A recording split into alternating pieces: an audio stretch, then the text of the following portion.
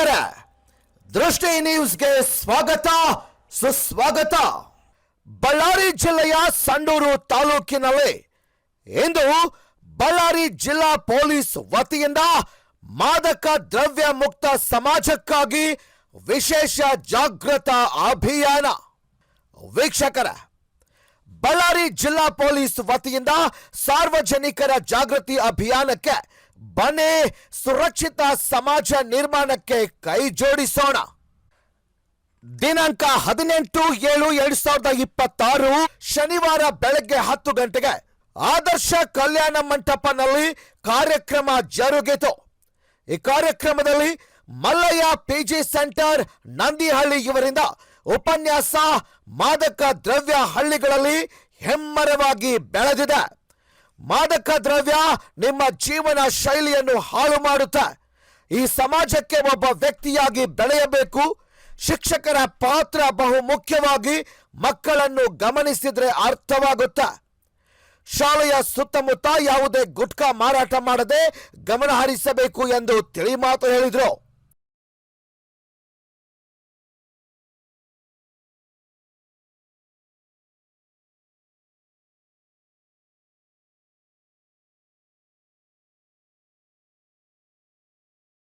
ಹಾಗೂ ಸಂಡೂರು ಸಿಪಿಐ ಮಹೇಶ್ ಗೌಡ ಅವರು ಕೆಟ್ಟ ಚಟಗಳಿಂದ ದೂರ ಇರಿ ಎಂದು ಹೇಳಿದರು.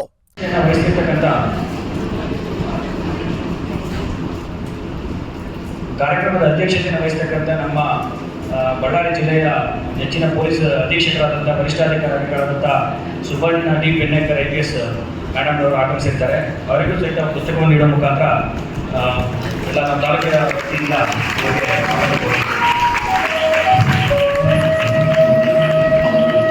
ಮುಖಾಂತರ ಕಾರ್ಯಕ್ರಮಕ್ಕೆ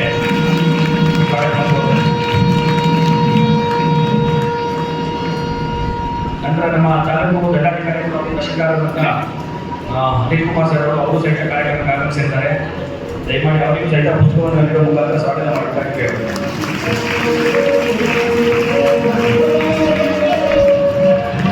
ಸಂಡೂರಿನ ಪೊಲೀಸ್ PSI ಅಧಿಕಾರಿಗಳಿಂದಲೂ ಮಾದಕ ದ್ರವ್ಯ ವಸ್ತುವಿನ ಬಗ್ಗೆ ವಿವರವನ್ನು ನೀಡಿದರು.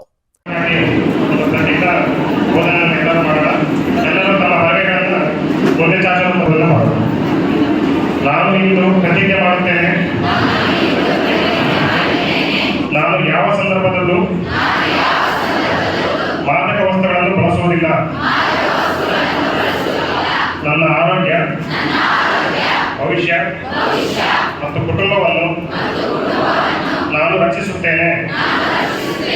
ನಾನು ಬದಲಾವಣೆಯ ದೂತನಾಗಿರುತ್ತೇನೆ ಮತ್ತು ಮಾದಕ ವಸ್ತುಗಳ ವಿರುದ್ಧವಾದ ಜೀವನವನ್ನು ಆಯ್ಕೆ ಮಾಡುತ್ತೇನೆ. ನಾನು ನನ್ನ ಸ್ನೇಹಿತರಿಗೆ ತಪ್ಪು ದಾರಿಗೆ ಹೋಗದಂತೆ ಎಚ್ಚರಿಸುತ್ತೇನೆ ಮತ್ತು ಧೈರ್ಯದಿಂದ ನಿಂತು ಮಾದಕ ದ್ರವ್ಯ ಮುಕ್ತ ಶ್ರಮಿಸುತ್ತೇನೆ. ಜೈ ಹಿಂದ್. ಅನ್ನಪೂರ್ಣ ತುಕಾರಾಮ್, ಮಾನ್ಯ ಶಾಸಕರು ಸಂಡೂರು ವಿಧಾನಸಭಾ ಕ್ಷೇತ್ರ, ಇವರಿಂದಲೂ ಕೂಡ ಎಲ್ಲ ವಿದ್ಯಾರ್ಥಿನಿ ಮತ್ತು ವಿದ್ಯಾರ್ಥಿಗಳಿಗೆ ಮಾದಕ ದ್ರವ್ಯ ವಸ್ತುವಿನ ಬಗ್ಗೆ ಮಾತನಾಡಿ ತಿಳಿಸಲಾಯಿತು.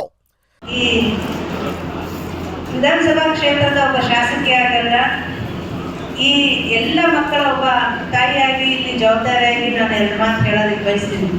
ಇವತ್ತೆಲ್ಲ ನಿಮ್ಮ ತಂದೆ ತಾಯಿಯವರ ಒಂದು ಆಸೆ ಕೂಸುಗಳಾಗಿ, ಅವರ ಕನಸಿನ ಕೂಸುಗಳಾಗಿ ನೀವೊಂದು ಕಾಲೇಜು ಅಥವಾ ಶಾಲೆ ಮೆಟ್ಲಾಗ್ತಿದ್ದೀರಿ. ಇಲ್ಲಿ ಗಣಿ ಕಾರ್ಮಿಕರು ಅಥವಾ ಗಣಿ ಮಾಲೀಕರ ಮಕ್ಕಳು ಎಲ್ಲರೂ ವಿದೇಶಗಳಲ್ಲಿ ಓದ್ತಿರ್ಬೋದು, ನಗರ ಪ್ರದೇಶಗಳಲ್ಲಿ ಓದ್ತಿರ್ಬೋದು. ಆದರೆ ಇಲ್ಲಿ ನೀವು ಏನಿದ್ದೀರಿ, ನಾವು ಮಧ್ಯಮ ವರ್ಗದ ಕುಟುಂಬದಿಂದ ಬಂದಂಥವ್ರು, ಬಡ ವರ್ಗದ ಕುಟುಂಬದಿಂದ ಬಂದಂಥವ್ರು, ನಾವು ಅತ್ಯಂತ ಜಾಗರೂಕರಾಗಿ ನಮ್ಮ ಒಂದು ಕುಟುಂಬದ ಕನಸುಗಳನ್ನು ಈಡೇರಿಸೋದಕ್ಕೋಸ್ಕರ ಬಂದಿದ್ದೀವಿ.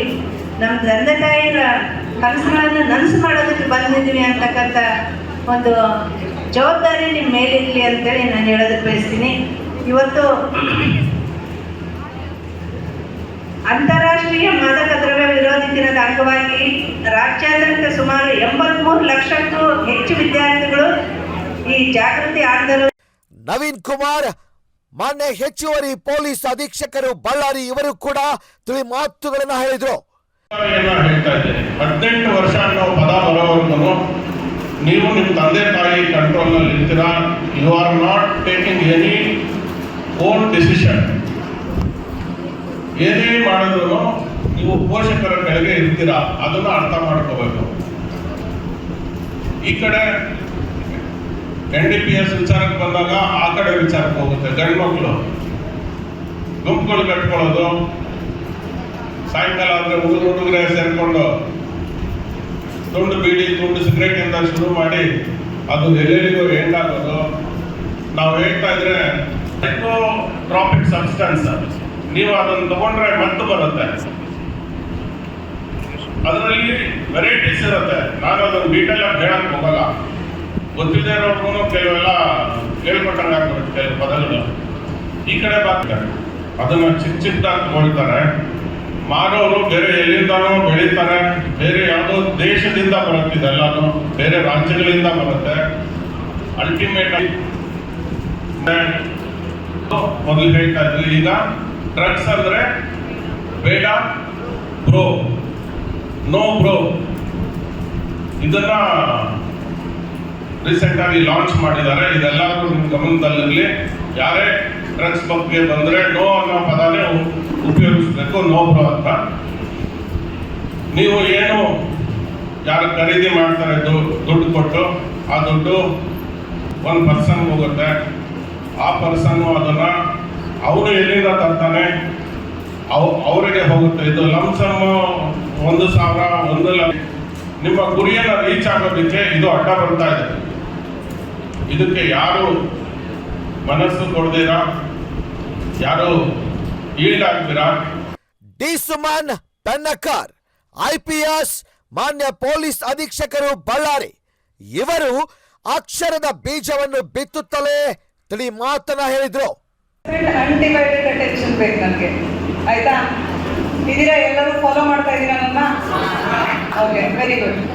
ಸೊ ಇದುವರೆಗೂ ನಮ್ಮ ಈ ಒಂದು ಆಂಟಿ ಡ್ರಗ್ ಅವೇರ್ನೆಸ್ ಕಾರ್ಯಕ್ರಮ ಏನಿದೆ ಸ್ಟೇಟ್ ವೈಡ್ ಮಾಡ್ತಾ ಇರುವಂಥದ್ದು, ಕರ್ನಾಟಕ ಸರ್ಕಾರದ ಕಡೆಯಿಂದ ಏನು ರೈಸ್ ಮತ್ತು ನೋಬ್ರೋ ಅಂತ ಹೇಳಿ ಒಂದು ಇನಿಷಿಯೇಟಿವ್ ಲಾಂಚ್ ಮಾಡ್ತಾ ಇದ್ದಾರೆ.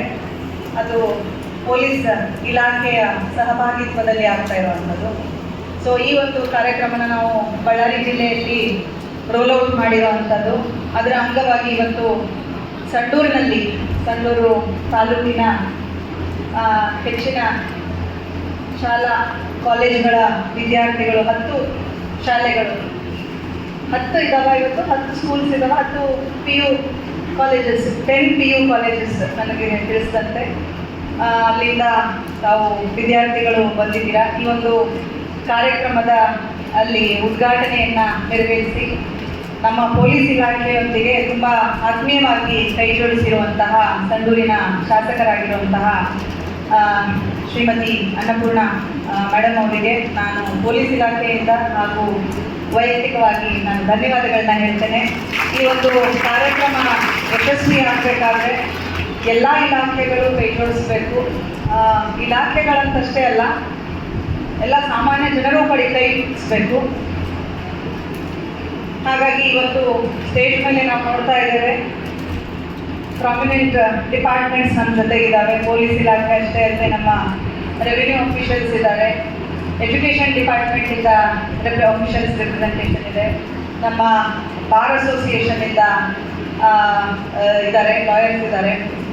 ಹಾಗೆ ಅತಿ ಮುಖ್ಯವಾಗಿ ಈ ಒಂದು ಪ್ರೋಗ್ರಾಮನ್ನು ಕವರ್ ಮಾಡಲಿಕ್ಕೆ ಪ್ರೆಸ್ಸಿಂದ ಪ್ರೆಸೆನ್ಸ್ ಇದೆ. ಯಾಕಂದರೆ ಈ ವಿಷಯ ಎಲ್ಲರಿಗೂ ತಲುಪಬೇಕಂದ್ರೆ ಅವರು ಅತಿ ಮುಖ್ಯರಾಗ್ತಾರೆ.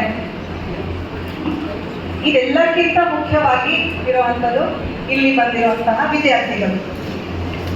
ಸೊ ಯಾಕೆ ಈ ಒಂದು ಕಾರ್ಯಕ್ರಮನ ಕಾಲೇಜ್ ಸ್ಟೂಡೆಂಟ್ಸಿಗೆ ಈ ಇನಿಷಿಯೇಟಿವ್ದು ಕೇಂದ್ರ ಬಿಂದು ಇರೋದೇ ವಿದ್ಯಾರ್ಥಿಗಳು. ನೀವು ನೋಡಿದ್ರಿ ಪ್ರತಿಜ್ಞೆಯಲ್ಲಿ ಕೂಡ ವಿದ್ಯಾರ್ಥಿಗಳು, ನನ್ನ ಮಿತ್ರರು, ನನ್ನ ಸಹಪಾಠಿಗಳು ಅನ್ನೊಂದು ಬಂತು. ನೋಟಿಸ್ ಮಾಡಿದ್ರ? ಸೊ ಪ್ರತಿಜ್ಞೆ ಸ್ಪೆಸಿಫಿಕಲಿ ಸ್ಟೂಡೆಂಟ್ಸ್ಗೇನೆ ಇರುವಂಥದ್ದು, ಬೇರೆ ಯಾರಿಗೂ ಅಲ್ಲ. ಯಾಕೆ ಸ್ಟೂಡೆಂಟ್ಸನ್ನ ಫೋಕಸ್ ಮಾಡ್ತಾ ಇದ್ದಾರೆ? ತಾವೇನಾದ್ರೂ ಹೇಳ್ಬೋದಾ ನನಗೆ? ಯಾಕೆ ವಿದ್ಯಾರ್ಥಿಗಳನ್ನ ಮಾದಕ ದ್ರವ್ಯ ಅಂತ ಬಂದಾಗ ಯಾಕೆ ವಿದ್ಯಾರ್ಥಿಗಳನ್ನ ಟಾರ್ಗೆಟ್ ಮಾಡಿ ಮಾಡ್ತಾ ಇದ್ದೀವಿ? ಒಬ್ರು ಯಾರಾದ್ರೂ ಹೇಳ್ಬೋದಾ? ಎದ್ದು ನಿಂತು. ಈ ಒಂದು ವಯಸ್ಸಿನಲ್ಲಿ, ಈ ಒಂದು ಏಜ್ ಗ್ರೂಪ್ ಏನಿದೆ, ಅಲ್ಲಿ ಯಾವುದು ಸರಿ ತಪ್ಪು ಅನ್ನುವಂಥದ್ದು ಇಂಡೆಪ್ತ್ ಆಗಿ ಗ್ರಹಿಸಲಿಕ್ಕೆ ಒಂದು, ಅಥವಾ ಅದನ್ನ ಪರಿಶೀಲಿಸಲಿಕ್ಕೆ, ಅನಲೈಸ್ ಮಾಡಲಿಕ್ಕೆ ಆಗ್ತಾ ಇರುತ್ತೆ. ಕೆಲವ್ರಿಗಾಗಿರುತ್ತೆ, ಕೆಲವ್ರಿಗಾಗಿರಲ್ಲ. ಹೌದಾ? ಸೊ ಅಂಥ ಸಂದರ್ಭದಲ್ಲಿ ದೊಡ್ಡವರಾಗಿ ಅದು ನಮ್ಮ ಜವಾಬ್ದಾರಿ, ಮಕ್ಕಳಿಗೆ ತಿಳಿ ಹೇಳಬೇಕು ಅನ್ನೋವಂಥದ್ದು. ಅದು ಹೊರಗಡೆಯವರಿಗೆ ಹೇಳಬೇಕಂತಲ್ಲ, ನಿಮ್ಮ ಫ್ಯಾಮಿಲಿಯಲ್ಲಿ ನಿಮ್ಮ ತಂದೆ ತಾಯಿ ಹೇಳಿದ್ರು ಕೂಡ ಅದಷ್ಟೇ ಇಂಪಾರ್ಟೆಂಟ್ ಆಗುತ್ತೆ. ಹೌದಾ? ಒಪ್ತೀರಾ? ತಾವೆಲ್ಲ ಕನ್ನಡ ಬರ್ತದೆ ತಾನೇ ಎಲ್ಲರಿಗೂ? ಕನ್ನಡ ಬರ್ದೇ ಇರೋರಿದ್ದೀರಾ? ಕೆಲವು ಮಕ್ಕಳು ಬ್ಲ್ಯಾಂಕ್ ಆಗಿ ನೋಡ್ತಾ ಇದ್ದಾರೆ. ಹೊರ ರಾಜ್ಯದವ್ರು ಇದ್ದಾರಾ? ಯಾರಾದರೂ ಹೊರ ರಾಜ್ಯದವ್ರು ಇದ್ದಾರಾ? From outside state. Okay okay. How many students ಅದೇ? Okay okay. ಸ್ವಲ್ಪ ಕಷ್ಟ ಇದೆ. ನನ್ನ ಅವ್ರ ಮುಖದ ಮೇಲೆ ಎಕ್ಸ್ಪ್ರೆಷನ್ ಇಂದ ಗೊತ್ತಾಯ್ತು ಅವ್ರಿಗೆ ಏನು ತಿಳಿತಾ ಇಲ್ಲ ನಾನು ಹೇಳ್ತಿರೋದು ಅಂತ. Okay, maybe we can translate it later. The concerned faculty may take that responsibility and translate whatever is being told here afterwards, after the session, if that is okay. I prefer to speak in Kannada because majority of them are in of Kannada speaking group, so better I keep myself restricted to Kannada. So ಇದು ಪೋಷಕರಿಗೂ ಕೂಡ ಜವಾಬ್ದಾರಿ. ಬರೀ ನಾವು ಯಾರೋ officials ಬಂದು ಹೇಳಿದ್ವಿ ಇದರಿಂದ ಇವತ್ತೇ ಇಂಪ್ಯಾಕ್ಟ್ ಆಗ್ಬಿಡುತ್ತೆ ಅಂತಲ್ಲ. ನಿಮ್ಮ ಸುತ್ತಮುತ್ತ ವಾತಾವರಣ, ನಿಮ್ಮ ಟೀಚರ್ಸು, ನಿಮ್ಮ ತಂದೆ ತಾಯಿ, ನಿಮ್ಮ ಮನೆಯಲ್ಲಿರೋ ನಿಮ್ಮ ಅಣ್ಣ ಅಕ್ಕ, ನಿಮ್ಮ ರಿಲೇಟಿವ್ಸು, ನೀವು ಬೆಳೀತಾ ಇರುವಂಥ ವಾತಾವರಣ ಎಲ್ಲನೂ ಅಷ್ಟೇ ಇಂಪಾರ್ಟೆಂಟ್ ಆಗುತ್ತೆ. ಹೌದಾ? ಹೌದಾ? ಇದು ಹೆಣ್ಮಕ್ಳಿಗೆ ಅಪ್ಲೈ ಆಗಲ್ಲ ಅಂತ ತಾವು ಆಚೀಚೆ ಮಾತಾಡಕ್ಕೆ ಹೋಗ್ಬೇಡಿ ದಯವಿಟ್ಟು. ಇದರಲ್ಲಿ ಎಲ್ಲರೂ ಕೂಡ ಈಕ್ವಲಿ ರೆಸ್ಪಾನ್ಸಿಬಲ್ ಇದ್ದೀವಿ. ಯಾಕೆ ನಾವು ಇಲ್ಲಿ ಬಂದು ಮಾತಾಡ್ತಾ ಇದ್ದೀವಿ?